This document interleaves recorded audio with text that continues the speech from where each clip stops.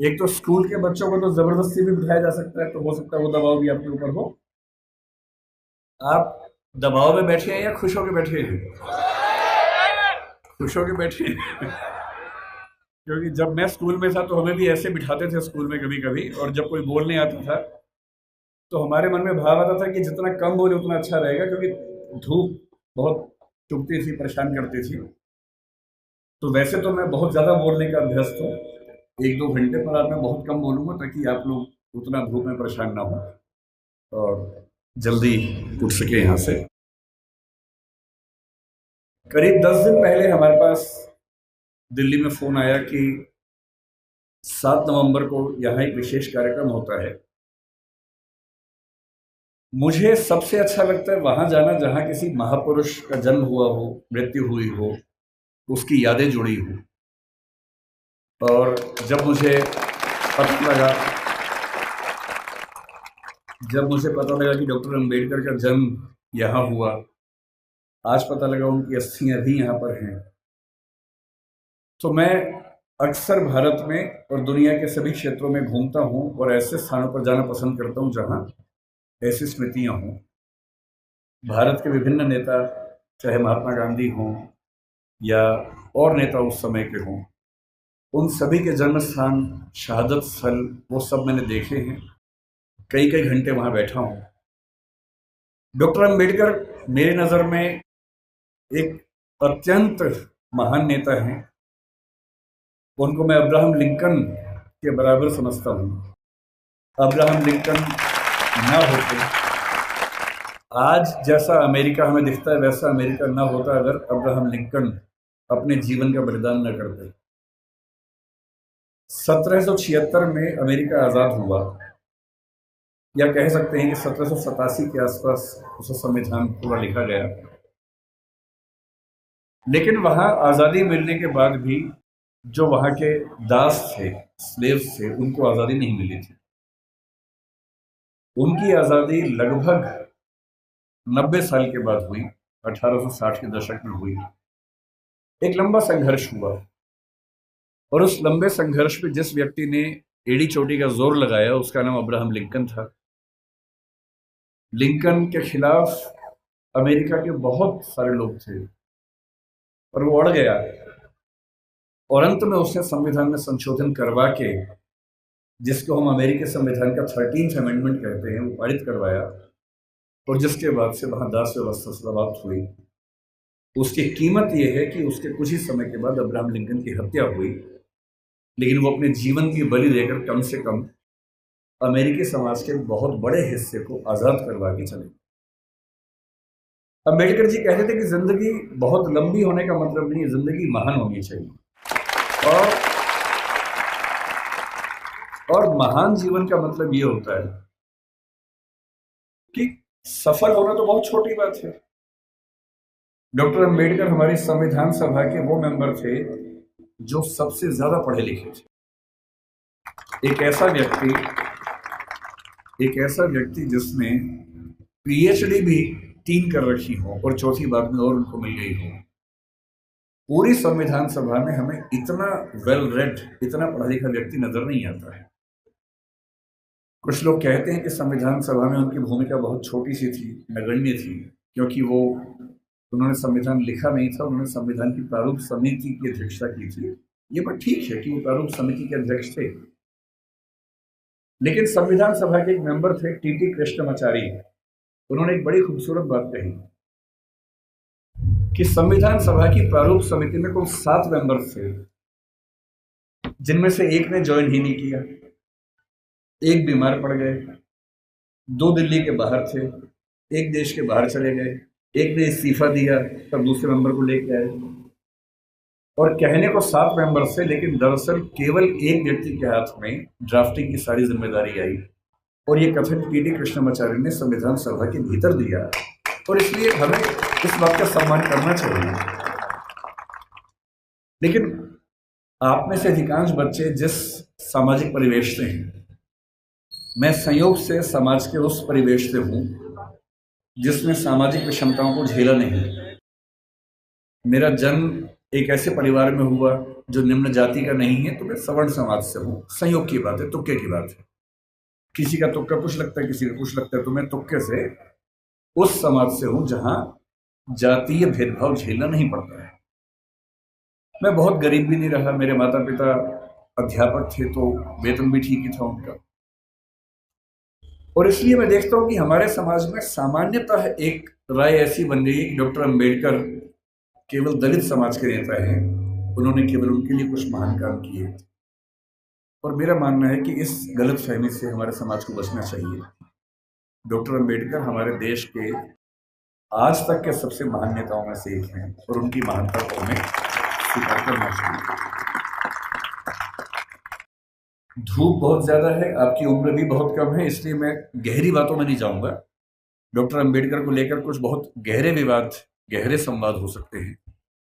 उनका गांधी जी से क्या रिश्ता था, आजादी के आंदोलन से उनका क्या रिश्ता था, मार्क्सवाद से क्या रिश्ता था, बौद्ध धर्म से उनका क्या रिश्ता था, ये सब ऐसे प्रश्न हैं जिन पर हम कई घंटे गहरी बात कर सकते हैं। लेकिन क्योंकि आप अभी स्कूल वाले बच्चे हैं ज्यादातर, आपके लिए इन विवादों में भी उलझना ठीक नहीं है। आपके लिए जो ज्यादा महत्वपूर्ण है, मैं उस बात पे आता हूं। मैंने पिछले 1 साल में जो यात्राएं की, उसमें एक यात्रा कोलंबिया विश्वविद्यालय न्यूयॉर्क की। और वहां जाते ही मैंने अपने दोस्तों से पूछा कि भाई यहाँ डॉक्टर अंबेडकर पढ़ते थे, कोई ऐसा मेमोरियल उनका है क्या? तो वो मुझे एक लाइब्रेरी में, जो बेसमेंट में अच्छी लाइब्रेरी, उनकी काफ़ी अच्छी लाइब्रेरी है, वहाँ लेके गए। और लाइब्रेरी में एक दरवाज़ा जहाँ अंदर रीडिंग रूम है, उसके बाहर एक बहुत सुंदर प्रतिमा उनकी लगी हुई है और साथ में काफ़ी उनके बारे में लिखा हुआ है। और मुझे बहुत अच्छा लगा कि कोलंबिया विश्वविद्यालय आज भी ये मानता है कि डॉक्टर अंबेडकर उनके आज तक के सबसे शानदार विद्यार्थियों में से एक थे। फिर उसी के कुछ दिन बाद मैं लंदन में था, तो लंदन स्कूल ऑफ इकोनॉमिक्स वहाँ से पास ही था, करीब 2-3 किलोमीटर दूर था। संडे का दिन था तो मैं घूमते घूमते वहाँ चला गया, बंद था वो। तो मैंने वहाँ उनके जो स्टाफ के मेंबर थे उनसे रिक्वेस्ट की कि क्या मैं अंदर केवल घूम सकता हूँ थोड़ा सा? तो बोले हाँ घूम लीजिए। और जब मैं घूमने गया तो मैंने देखा कि बिल्डिंग में अंदर घुसने से पहले ही बाहर उन्होंने एक ही प्रतिमा लगाई है और वो डॉक्टर अंबेडकर की ही प्रतिमा है। तो मुझे ऐसा लगता है कि जिस भारतीय सपूत की ख्याति दुनिया में इतनी ज्यादा है, अमेरिका में, लंदन में जहां वो पढ़े, वहां के इंस्टीट्यूशन से मानते हैं कि हमारे महानतम विद्यार्थियों में से एक वो थे। तो ऐसा क्यों है कि हमारे समाज में उनको लेकर ऐसी गलतफहमियां बहुत ज्यादा है? आज मुझे बुलाया गया है ये कह के कि बच्चों को प्रेरणा देनी है, पर दरअसल मेरे लिए तो खुद ये प्रेरणा का समय है कि मैं एक ऐसी जगह हूं जहां बच्चे सब पैदा हुए, उनकी मृत्यु हुई। मैं बहुत संक्षेप में आपको ये बताना चाह रहा हूं, क्योंकि आप में से बहुत सारे बच्चे जिस समाज में पैदा हुए होंगे, आपकी परिस्थितियां कुछ कुछ वैसी होंगी जैसे अम्बेडकर जी की थी। हालांकि वैसी नहीं होंगी, और क्यों नहीं होंगी? क्योंकि अम्बेडकर जी हो गए आपसे पहले, इसलिए आपकी स्थितियां वैसी नहीं। अगर वो ना होते तो स्थितियां वैसी होती। तो मैं आपको थोड़ा सा बताना चाह रहा हूं कि आप किस भारत की ऐतिहासिक सामाजिक परंपरा में स्थित हैं और आपकी जिम्मेदारी क्या बनती है। मैं ये भी समझाना चाह रहा हूं कि जो सदस्य आप में से या समाज के जो सुनेंगे इस वक्तव्य को, जो समाज के उस तबके से नहीं भी हैं, जो समाज के संपन्न वर्ग से हैं, उनको भी समझने की जरूरत है। जो हम थोड़ा सा समझेंगे क्या है वो। हमें किसी व्यक्ति की महानता समझने के लिए पहले ये देखना चाहिए कि उसकी प्रेरणा बिंदु क्या थी। आपको मैं प्रेरित करूं, इससे बेहतर है कि मैं आपको वही बताऊं डॉक्टर अंबेडकर के बारे में जिससे मुझे प्रेरणा मिलती है। शायद आपको भी किसी से प्रेरणा मिल जाए। और मैं ये स्पष्ट कर दूं, मैं किसी विचारधारा, किसी मान्यता, किसी वाद का अंध समर्थक नहीं हूं। मैं ना गांधीवादी हूं, ना मार्क्सवादी हूं, ना अंबेडकरवादी हूं। मैं सभी महान व्यक्तियों को पढ़ता हूं, डूब के पढ़ता हूं। अंबेडकर जी जितना पढ़ते थे उतना नहीं पढ़ पाता हूं, लेकिन तब भी काफी पढ़ता हूं। उनके बारे में तो एक ऐसी बात मैंने सुनी है, आप बार बार ताली मत बजाइए, उससे रिदम टूटेगी। ताली एक ही बार बजा दीजिएगा बाद में, है ना? अभी सुन लीजिए। मैं कल जब इंदौर आ रहा था, फ्लाइट में था, तो मैंने कुछ वीडियोस डाउनलोड किए हुए थे अंबेडकर जी के बारे में, ये सोच के कुछ नया पढ़ने को मिले, कुछ नया सुनने को मिले, तो मुझे भी तो प्रेरणा मिले। तो एक जिक्र मैंने सुना आप लोग धूप से परेशान तो नहीं हो रहे ज़्यादा? वैसे भी धूप मेरी तरफ ज़्यादा है, आपकी तरफ तो कम है, तो है ना? तो अगर मैं बोल सकता हूँ तो आप सुन भी सकते हैं, ऐसा क्या है। और आप बैठे हैं, मैं खड़ा हूँ, तो आपको तो ज़्यादा। तो मैंने कल एक बड़ा अच्छा जिक्र सुना। वो जिक्र एक विदेशी लेखक जिन्होंने किताब लिखी इनसाइड एशिया, ये 19 मतलब अंबेडकर के समकालीन लेखक थे, जिनका नाम था जॉन गुंटर, बड़े प्रसिद्ध लेखक थे। उन्होंने लिखा कि मैं 1938 में एक बार डॉक्टर अंबेडकर के घर गया और मैं दंग रह गया, उनकी लाइब्रेरी में किताबें गिनने लगा। तो उसके बाद पता लगा कि उनके पास उस समय 8,000 किताबें थी। ताली नहीं बजानी है, नहीं, सुनना है, केवल सुनना है। 8,000 किताबें थी। और जिस दिन डॉक्टर अंबेडकर की 1956 में 6 दिसंबर को मृत्यु हुई, मैं जिस चीज से सबसे ज्यादा उनका प्रशंसक हूं, उस दिन उनके पास 35,000 किताबें थी। मैंने अरस्तु के बारे में सुना है, जो ग्रीक फिलॉसफी का सबसे महान चिंतक या सबसे महान चिंतकों में से एक हुआ। उसने अपने जीवन में 3,000 पुस्तकें लिखी। हालांकि वो अधिकांश पुस्तकें बहुत छोटी हैं, 2 पृष्ठ, 4 पृष्ठ, 5 पृष्ठ की हैं। मैं दंग रह जाता हूँ। मेरे पास डॉक्टर अंबेडकर का पूरा साहित्य है, वो 21 किताबों में आता है। और जब मैं उसको उठा के 5-7 दिन पहले जब पता लगा यहाँ आना है, तो मुझे लगा मैं एक बार रेफरेंस के तौर पर फिर से देख लूँ। इतना मोटा बंडल है उन किताबों का, जो डॉक्टर अंबेडकर ने केवल अपने 65 साल के जीवन में लिखी है। उनको समय कम मिला। ये ईश्वर या नियति की क्रूरता है कि उनको समय कम मिला। अगर उनको 10-15 साल और मिल जाते तो निस्संदेह हमारा देश जैसा है उससे बहुत बेहतर होता। लेकिन नियति का मामला है। मैं देखता हूं कि हमारे समाज में बहुत लोग उनका विरोध करते हैं। उनको लगता है कि दलितों का नेता है, ये हिंदू धर्म के बहुत खिलाफ था, ये बहुत नाराज रहता था। लेकिन उन्होंने उन परिस्थितियों को, उस बैकग्राउंड को देखा नहीं जो आज मैं आपसे डिस्कस करूंगा। आपने सुना होगा जरूर, नहीं सुना तो आज सुन लीजिए और फिर तुलना कीजिए कि आज आप जहां हैं क्यों वहां हैं। अगर अंबेडकर साहब ना होते या ज्योतिबा फुले ना होते, उसके 500 साल पहले कबीरदास ना होते, उसके 2000 साल पहले बुद्ध ना होते, तो दरअसल हम वहां नहीं होते जहां आज हम बैठे हैं। क्या उन्होंने क्या झेला अंबेडकर जी ने? क्योंकि आप बच्चे हैं इसलिए मैं वही सी चीजें बताऊंगा जो आपको थोड़ा सुन के समझ में आएंगी और प्रेरणा मिलेगी आपको। जब वो 6 साल के हुए, यही पैदा हुए, यही उनका घर है, मुझे बताया गया इसी घर में उनका जन्म हुआ। आप लोग कितने सौभाग्यशाली हैं कि आप यहाँ आते हैं। मैं तो पहली बार जीवन में आया हूँ। कुछ दिन पहले इंदौर पहली बार मैं आया था, 1 साल पहले। मुझे ये नहीं पता था कि इतना पास में वो जगह है, वरना मैं उसी दिन आता।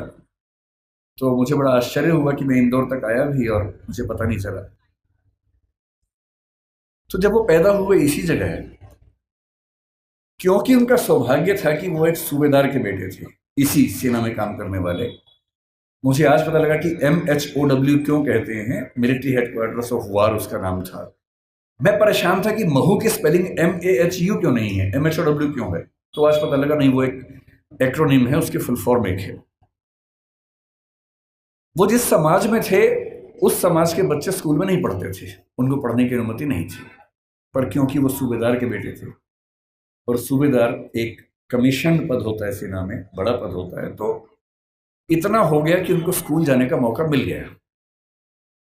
पर उनकी माँ को, आदरणीय भीमाबाई जी को अच्छे से पता था कि जब बच्चा स्कूल जाएगा तो इसके साथ बहुत बुरा बर्ताव होगा, जिसको आपकी भाषा में बुलिंग कहते हैं, आजकल के बच्चों की भाषा में बुलिंग कहते हैं, उसका खतरा था। और माताओं को, पिताओं को बहुत चिंता होती है कि हमारे बच्चे के साथ स्कूल में ज्यादती ना हो, बदतमीजी ना हो। कल को आप भी पेरेंट्स बनेंगे, आप भी इस दर्द से गुजरेंगे। ऐसे कई बच्चे होते हैं, कोई फिजिकली उतना ठीक नहीं है, कोई मेंटली उतना ठीक नहीं है। जब वो स्कूल जाते हैं बच्चे, एक तो पहले वो पीड़ित है, उसके बाद स्कूल के बाकी बच्चे उनका मजाक बनाते हैं, चिढ़ाते हैं। पेरेंट्स को इतना दर्द होता है इस बात से, लेकिन क्या करें। तो उनकी माता जी ने, भीमाबाई जी ने कहा कि देख बेटा, स्कूल जा रहा है, पहले ही समझा रही हूं, बहुत बुरे अनुभव होंगे। लड़ना मत, झगड़ना मत, विद्रोह करके छोड़ मत देना, क्योंकि पढ़ाई करोगे वो अकेला रास्ता है कि कुछ बड़ा कर पाओगे जीवन में, वरना कोई दूसरा रास्ता नहीं है।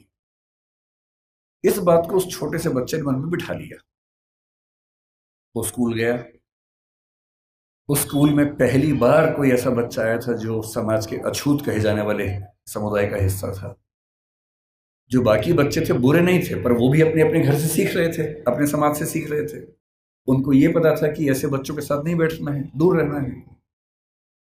तो व्यवस्था हुई कि वो स्कूल में क्लास के सबसे अंत में, जहां सारे बच्चों के जूते चप्पल रखे हैं, उसके पड़ोस में एक दरी छोटी सी बिछा के बैठेंगे और दरी भी खुद लेके आएंगे ताकि स्कूल में कोई और व्यक्ति अपवित्र ना हो। अब सोच के देखिए, इमेजिन कीजिए उस बच्चे की हालत कि एक बच्चा है, अपने घर से दरी लेके आता है, क्लास के अंत में जहां जूते चप्पल रखे हैं उसके पास में बिछाता है, बैठता है, बाद में लेके जाता है। उसके साथ कोई खाना भी नहीं खाता है, तो वो दीवार की तरफ चेहरा करके अपना भोजन करता है जो घर से लेके आया था। उसको पानी पीने की अनुमति नहीं है। आपने ये सब नहीं झेला होगा, उस बच्चे का सोचिए। ये आज से केवल और केवल 110 साल पहले की बात मैं कर रहा हूं, बहुत पुरानी बात नहीं है, 115 साल पहले की बात। उस बच्चे को पानी पीना है और स्कूल में पानी की एक ही व्यवस्था है कि जो पानी का नल है या घड़ा है उसे वो नहीं छू सकता। तो एक चपरासी है जो उसको दूर से पानी देगा तो वो पिएगा, वो घड़ा नहीं छू सकता है। और ये बात कोई और नहीं कहा है, डॉक्टर अंबेडकर ने खुद अपनी आत्मकथा लिखी है। वो उस समय छप नहीं पाई थी, छपी 1990 के आसपास है। अंग्रेजी में उस आत्मकथा के कुल 6 अध्याय हैं। उसका नाम है वेटिंग फॉर ए वीजा। ये उन्हीं की पुस्तक है। उसमें केवल 6 अध्याय हैं, जिनमें से 4 अध्यायों में उन्होंने अपने अनुभव बताए हैं और 2 में बाकियों के अनुभव बताए हैं। और जो पहला अनुभव है वो यही अनुभव है। और वो साफ लिखते हैं कि अगर किस दिन बच्चों, अभी मैं जानता हूं आप बहुत बेचैन हो गए, शरारत करने का मन भी होगा, लेकिन जिनकी बात चल रही है ना, उनके सम्मान में थोड़ा शांत रहें और सुने, है ना, समझें उस बात। चंचलता इस उम्र में होती है, लेकिन थोड़ा सुन लीजिए, क्या हो गया, फायदा हो जाएगा, कुछ नया सीखोगे, है ना। आपकी उम्र से बहुत पहले अंबेडकर जी बहुत सीरियस हो गए थे, इसलिए वो अंबेडकर जी हैं। तो अब तो सीरियस हो ही जाना चाहिए। और जिस व्यक्ति की बात चल रही है उसका कितना एहसान है हम पे, आपके समाज पे विशेष रूप से, ये भी समझना चाहिए। जिस दिन चपरासी नहीं आएगा उस दिन पानी नहीं पी सकते हैं। उन्होंने एक वाक्य लिखा अपनी आत्मकथा में, नो पियन नो वाटर। उस समय ऐसी बोतलें नहीं होती थी जो भी आपको बढ़ रही थी, जिन बोतलों के लिए आप हाहाकार मचा रहे थे, उस जमाने में नहीं होती थी। उस जमाने में पियन नहीं आता था तो पानी नहीं मिलता था। उनके नंबर बहुत अच्छे है क्लास में, व्यवस्था थी कि जिसके नंबर जितने अच्छे होंगे वो उतना आगे बैठेगा, पर उनको ये ऑप्शन नहीं था कि वो आगे बैठ सके, उन्हें पीछे ही बैठना था। ये सब झेलते झेलते वो पढ़े।